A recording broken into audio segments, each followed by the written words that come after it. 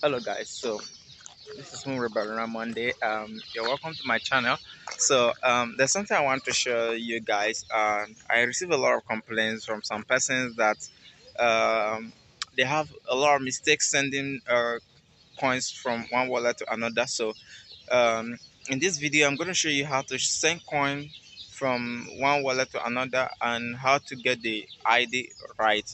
All right, especially if you're using Trust Wallet. All right, most times one might get things wrong.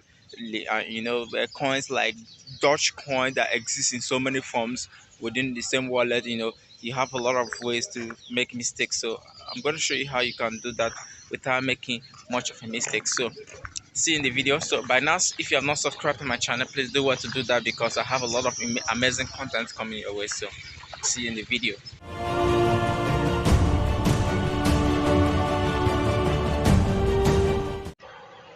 All right, guys, so this is how to send coins to somebody and how to know if you're doing that on the right or on the wrong address, because the reason why most persons are losing their coins every now and then is because they are sending it on the wrong address, that's on the wrong network rather, and most persons send it to the wrong address.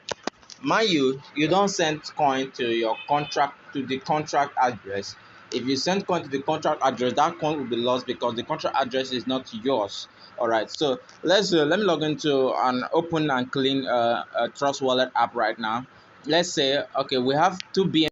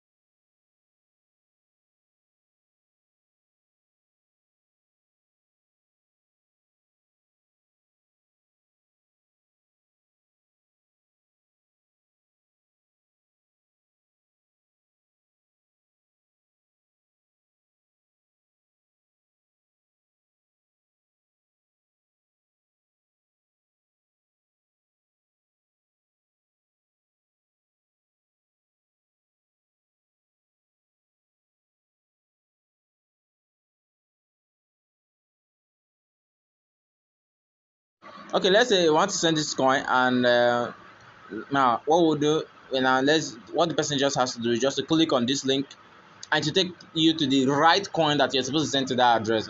If you click max right here, the right dodge will appear. Let's say if you click on dodge, you can literally enter the amount in USD. All right. So if that address, contract address was wrong, it shouldn't take me to the right dodge. That is this smart chain dodge that is on the wallet like this. All right. So that is one good way to send coin to an address without making a mistake. So if you are working, let's say you're working from Binance. So let's say you're working from Binance and you want to send coin to Binance. Now click on your Binance account, because most persons they make most mistake most person make is they send to Binance directly. All right. So now what to do? Click on wallet and click on deposit. All right. Now let's say I want to deposit BNB. Click on BNB. All right. So now, if I want to send that BNB to this Binance account, now you can see we have BEP2, BEP SC20, and ERC20. All right. The ERC20 is this other BNB that you're looking at right here. Now, whatever I'm saying here applies to every other coin. Okay. Now, the ERC20 is this other BNB you're looking at here. It's the same BNB but on different network. While the BSC20 is this one, while the ERC20 is the first one, and then we have another one that I didn't add up here, which is just BEP2, and that one has a memo attached to it. All right, that's the BEP2. So now this is the coin you are copying. You just need to copy this address. In this kind of situation, you just have to copy this address and paste it, or in most cases you use the scan option. All right, if you are sending ERC20, use the ERC20 option. All right, so this is BEP20. Now same thing applies when you're sending and receiving Ethereum. All right, now, those of you that have Ethereum as an Ethereum peg, you can easily send it. You can easily click on BSC. Alright, this is BEP SC20. Alright, and the Ethereum will come as Ethereum. The Ethereum peg will still come in as Ethereum. You will still have it reflect here, and then whenever you want to send to any other address, it's still you can now send it on ERC20 or BEP2 or still on the BSC network. All right. So this is typically how to send coin to the right address, and I hope you guys really understand this. And so in the future, when you're sending coins, you don't have to make much mistakes. All right. But in most cases, if you're sending coin on a very large scale, let's say large value, now what you can do, let's say you're sending coin of about $1,000, $2,000, you can send a small amount of, I know it's going to take some amount of transaction fee, but it's the transaction, if you are not sure of what you're doing, it's better to lose the transaction fee and then than losing the entire coin. So what you have to do most times is you send a little amount of it, let's say like $10 or $20, to see if it reflects. Then before you go ahead to send the remaining amount. All right, that only applies to an address that is not subject to change. All right, like this one is not subject to any change. So by now, if you are not subscribed to my channel, please do well to subscribe. So, and if you like the video, it will help the video to go far, and it will help to save more people from making such mistakes, because from the previous video that I've made and from the comments, from the emails, I discovered that a lot of person makes this mistake, and most of you all that already know this thing, this is simple, but it's not as simple as it seems to every other person. So subscribe, smash that subscription button, and then like this video and share it to somebody who may like it. All right, it will help somebody. So see you in my next video.